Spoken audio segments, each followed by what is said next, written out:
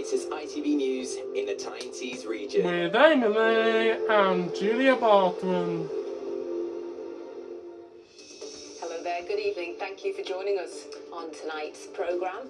Still in with a chance. Borough fans hoping a surprise trip to Wembley could pay off if the EFL sticks to its Spygate decision. I think it's unreal. I think it's what they deserve, really. Fingers crossed we win. It's time we won at Wembley. Definitely. All I want to see Borough back in the Premier League, even if it's only for one season. Also on the programme tonight, the parents of missing North Yorkshire soldier Ryan Rudd make a desperate plea for answers after he vanished without a trace. Divided views over plans for a huge Northumberland estate, some fearing the impact more biodiversity could have on the area. And you know, I want to be there. A new album and a new show. We catch up with Michael Ball ahead of his tour that's arriving here in September.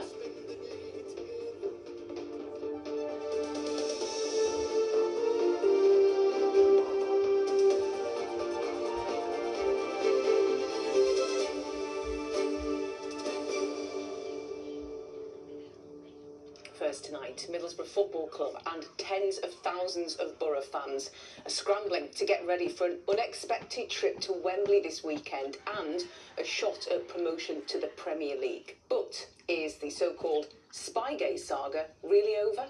Southampton are today appealing against the Football League's bombshell decision to kick them out of the Championship playoffs for spying on a Borough training session. Now, the final will definitely take place on Saturday, but until the appeal process is resolved, we still aren't sure whether it will be Middlesbrough or Southampton who line up against Hull City. Simon O'Rourke reports. Even now, we can't be sure it's over. There's an appeal to come. But as it stands, Spygate has produced one big problem for Southampton and a remarkable second chance for Middlesbrough. Borough fans are going to Wembley at very short notice. There were queues at the Riverside today before news broke that tickets will only be available online because of the short timescale. It's exciting and a bit confusing. Yeah, I think it's shocking me, to be honest, because obviously football's a fair game and they need to play fair. Fair enough, the right things happened and that, but I still say it's not fair on them. As long as we can go to Wembley and win, that's the main thing. It was the only sentence, the only sanction that the Inquiry Commission could impose. Penalty of money, that was only be the price of doing business. So it's exactly the right outcome. I am a little bit surprised because I thought they may sort of retreat from that, but they've done the right thing. So assuming Borough fans are now going to Wembley, how are they going to get there? On a bank holiday weekend with engineering works on train lines. One regional coach company wants to play its part. Well, the WhatsApp hasn't stopped, the phones haven't stopped ringing. We're just inundated with calls. We're trying to keep the costs down with it being so expensive these days. It's a massive thing for the area. It's going to bring so much support to the club, to the community, and it's, come on, we're there! To remind you, Southampton spied on Borough, then beat them in the playoff semi-final. Then the Football League told the Saints they were sinners, threw them out and put Borough back in. So what did Southampton fans make of all this? Do you think the punishment was too much? I think it was, yeah. But maybe get a fine, take that points, but not take chunkers out of the playoff final. I don't think it's harsh. If the shoe was on the other foot, if I was any of the other clubs in that position and it was being done to us, that's what I'd expect. Been hit with the mission from the club owners that we've been cheating. So I'm torn. No one's thinking of the fans. After the Football League verdict dropped last night, Borough boss Kim Hellberg was seen on his phone at Rockcliffe Hall Golf Club, trying to make sense of it all. He went straight to the training ground over the road. He's got a match to prepare for. And that's the bottom line. Opportunity knocks again for Borough. Promotion to the Premier League is worth roughly £200 million. Fingers crossed we win. It's time we won at Wembley. There's another appeal today, so we'll have to see what they say, won't we? How are you making sense of it all? I'm barely making sense of it all, Simon. I think that's probably the way to describe it. I mean, when the news dropped yesterday and I saw it come up on my phone, I just thought, no, there's no way. There's no way that this is falling in our favour. And I say that, and it's weird to say that because this was the most logical outcome. It was the only outcome, considering this was the playoffs, a knockout tournament. You're either in or you're out. And Southampton are, at the moment, out. what would promotion mean for Middlesbrough? Oh, that would be absolutely wonderful. It would be transformational in terms of just the economic activity in the town as well, amongst other things. But it really would give everybody such a massive lift. They'd be richly deserved. The story of Spygate began behind a tree in the Tees Valley and quickly went global. If Middlesbrough get to play Hull City at Wembley on Saturday, the story could end with Borough back in the Premier League. And Simon joins us from the Riverside now. So Simon, we think that Borough are going to Wembley, but as we said, Southampton, they are appealing this decision, so clearly they've not given up yet, Simon.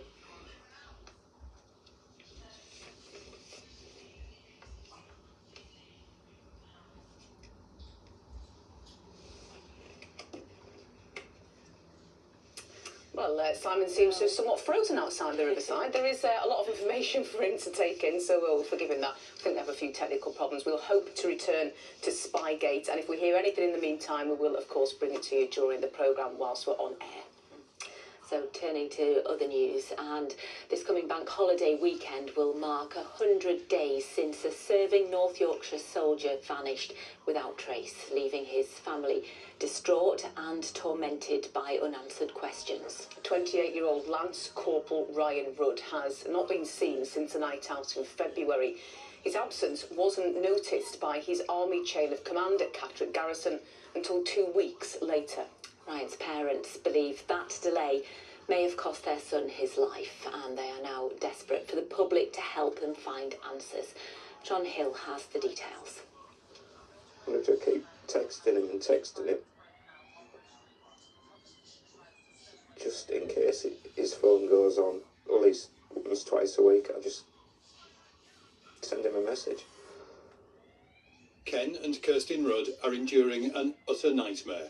The whereabouts of their son Ryan, a Lance Corporal with the 1st Battalion, the Royal Yorkshire Regiment, remain as unknown today as they did when he first vanished more than 3 months ago.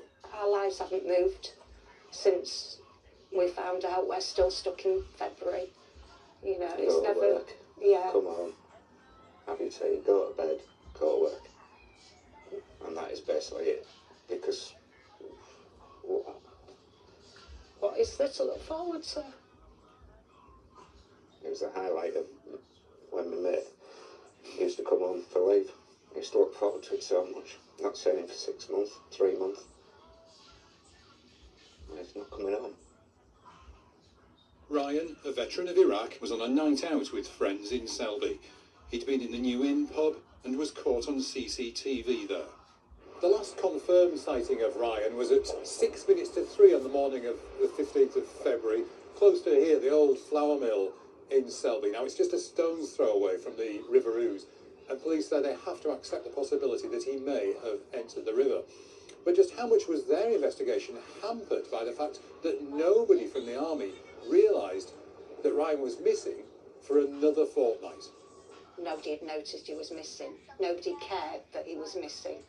So, It put the police 2 weeks straight behind. yeah, everybody knows that the first 24, 48 hours are the most important in a missing persons investigation, in any sort of police investigation. The police had absolutely nothing to go on. There's no evidence. Lots of CCTV has been wiped, so they didn't have a leg to stand on in finding what's happened to him. The army has told Ryan's parents that a roll call is carried out at his unit at Catterick each Monday to check soldiers are back from weekend leave. And they've been told that it was assumed he was on a course, so Ryan's absence wasn't noticed for 2 weeks. But for Ken and Kirstin, the anguish goes on, and their plea is for anyone with even the smallest scrap of information to come forward to give them the answers they so desperately need.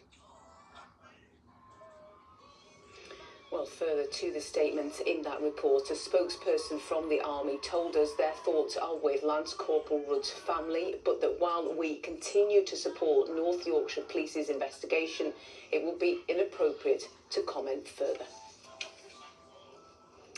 Now, the 5p a litre cut to fuel duty will be extended until the end of the year. Yeah, it's been announced by the government today, alongside measures to help families, farmers and hauliers.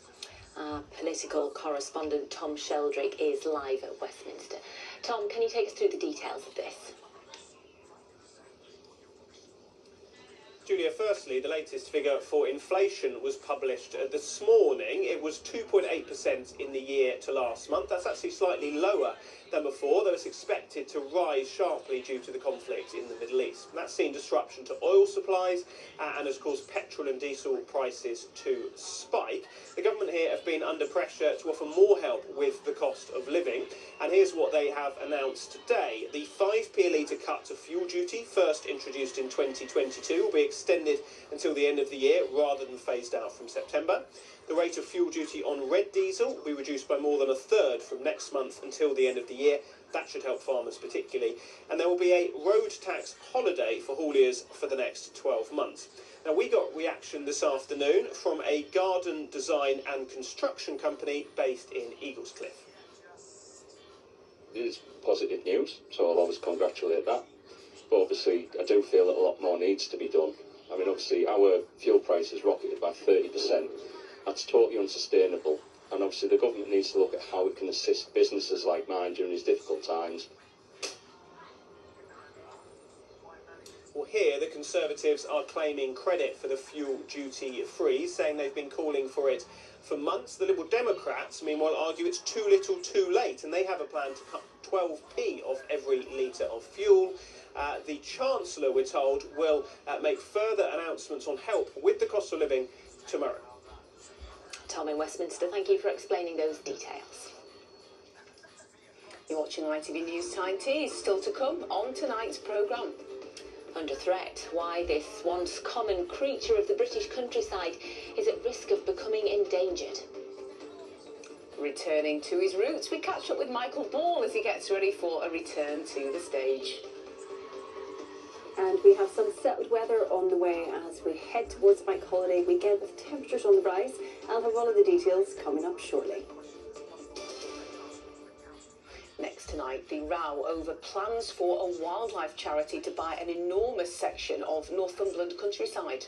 The Rothbury estate has been owned by the Dukes of Northumberland for more than 6 centuries, but it's now for sale, and the local wildlife trust is raising £30 million to buy it. Their campaign has the support of some famous faces, but not everyone is happy.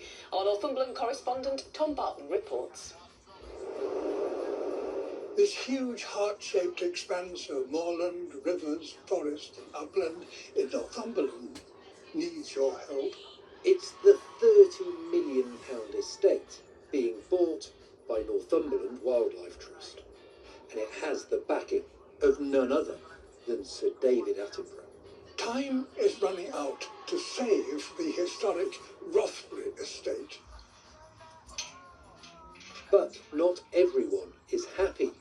Chris Armstrong's farm sits in the shadow of the Simonside Hills, just outside the estate that's being sold by Max, the son of the Duke of Northumberland. Chris fears that the Wildlife Trust's plans will change the character of this area forever. Well, I'm a third generation farmer in this area, and my family has farmed these hills and surrounding hills for many years. I fail to see why the Wildlife Trust seem to think that the Rothbury estate needs saving. Saving from what? It's beautiful. It's been managed successfully, farmed, forested, and with game and wildlife for many, many generations. And I'm just fearful that their interest and their proposed purchase, which sadly I think will probably go through, will change the area, the traditions, and the people. This is a spectacularly beautiful bit of Northumberland, and what the Wildlife Trust is planning here is enormous. They would own everything you can see behind me, changing the way that this landscape is managed for decades to come. This map shows the scale of the estates near Rothbury. In total, the Trust would take over a dozen farms, over 9,500 acres.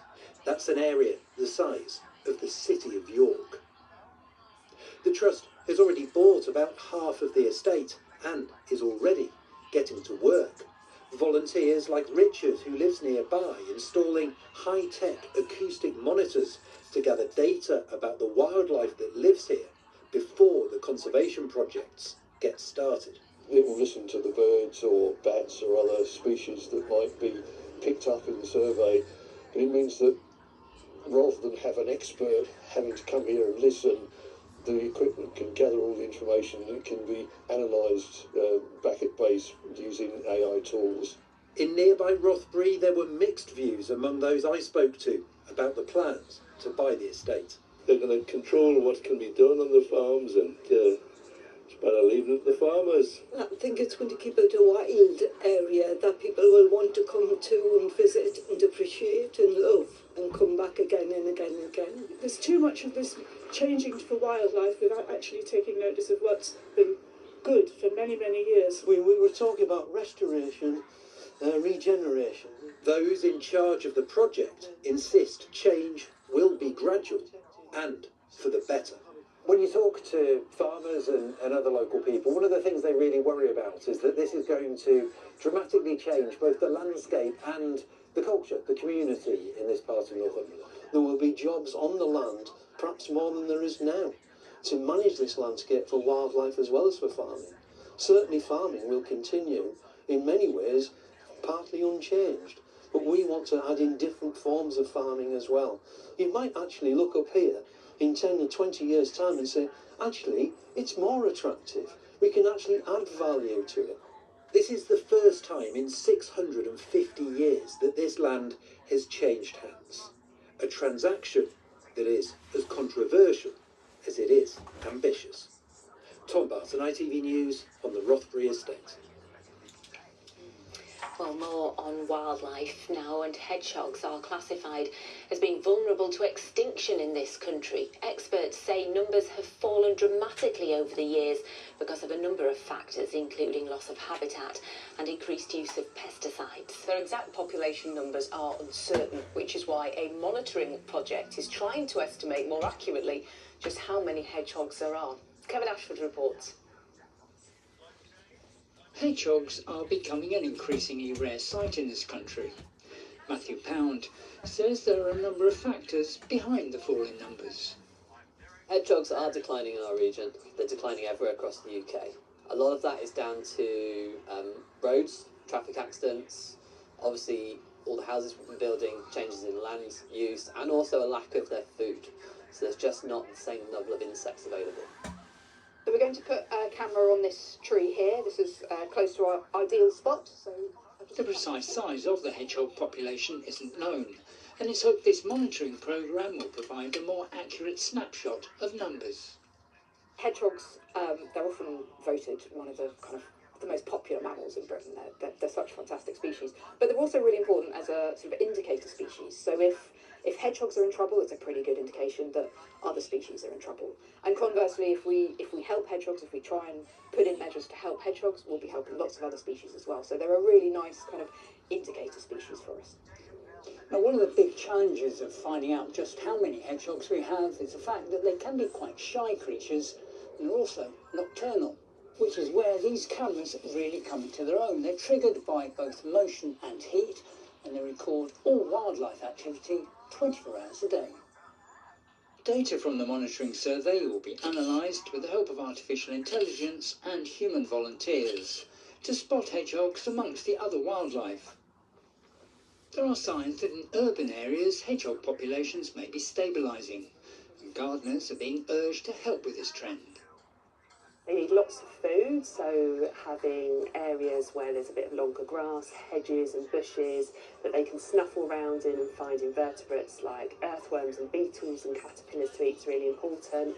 Compost heaps are great, heaps of leaves and log piles where they can hibernate. And also if you can provide some water, that's really valuable, not just for hedgehogs but other wildlife too. It's hoped the monitoring survey will give a better picture of hedgehog populations to help tackle the decline in numbers before it's too late. Kevin Ashford, ITV News. And the ITV Evening News continues after us tonight at 6:30 with Mary. Coming up on the programme, the Prime Minister postpones an increase in fuel duty as the government changes its sanctions on Russian oil. The latest on Spygate. Southampton appeal their ban from the Championship playoff over a spying scandal. And the Jurassic mystery is solved, why the T-Rex had such tiny arms. Would you join me for those stories and more at 6:30?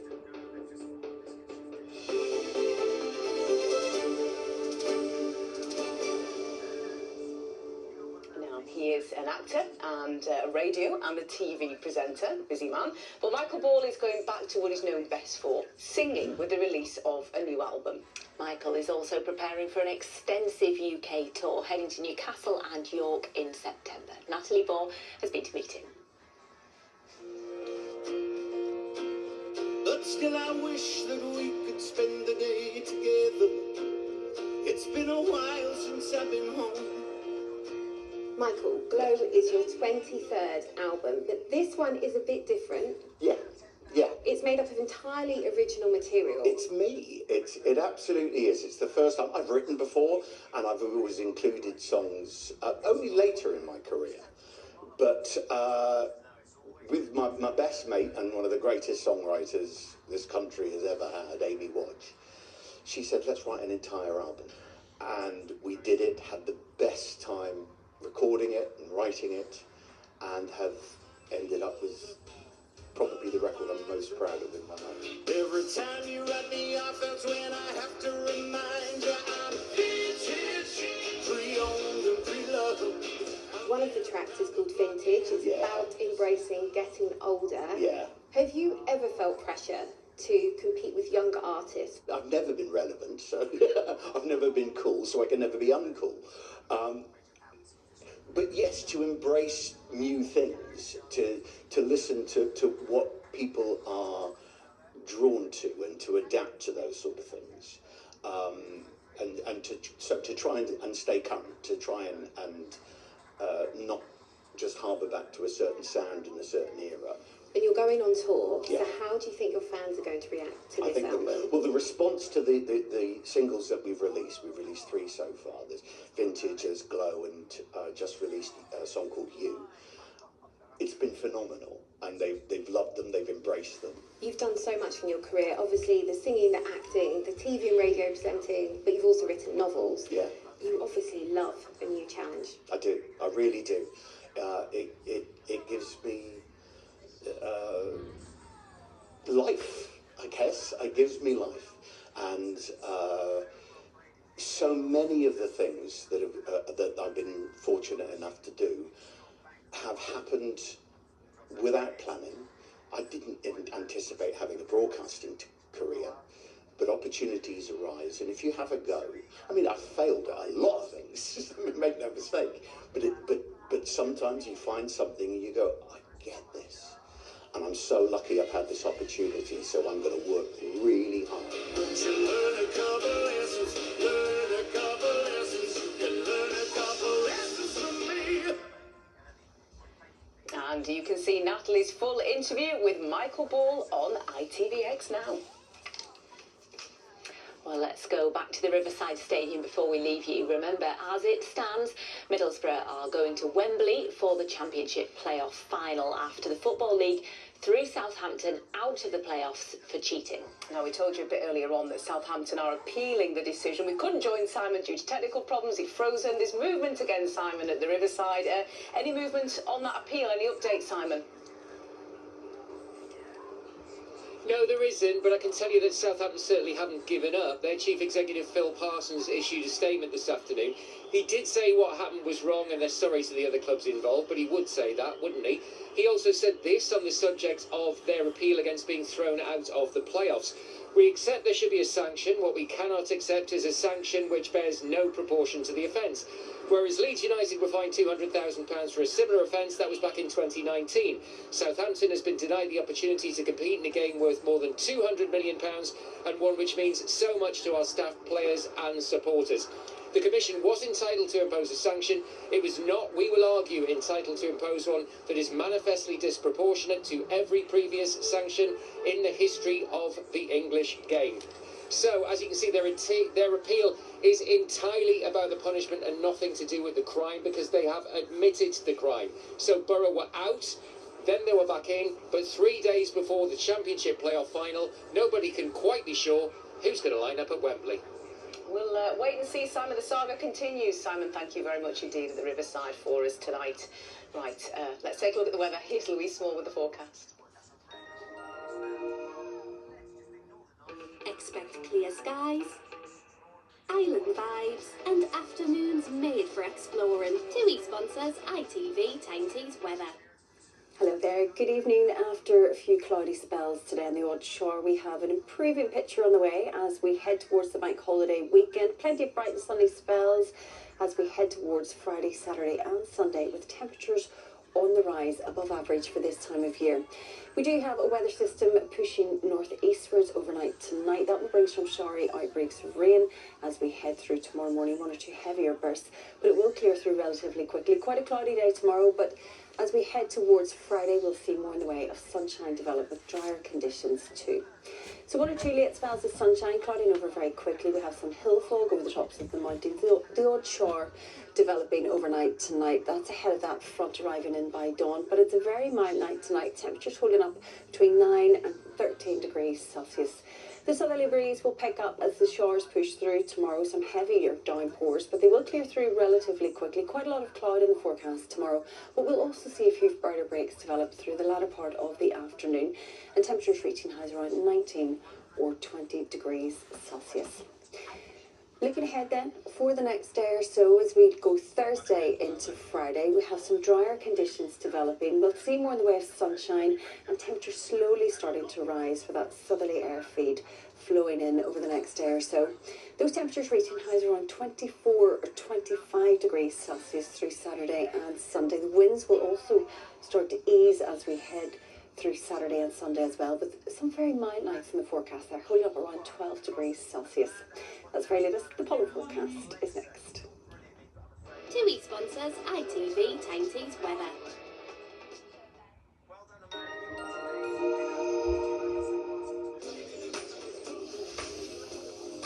Making the most of summer. Piri sponsors ITV pollen count. And due to the cloud cover and a few spots of rain over the next couple of days, pollen levels will remain low. Some good news for anyone suffering with hay fever. That is the very latest. Have a lovely evening. Bye-bye for now. Thanks, Louise. The national and international news is next. I'll be back with a late update at 10:30. Any update on Spygate, I'll bring it to you then. From us, thank you for watching. Take care. Good night. Goodbye.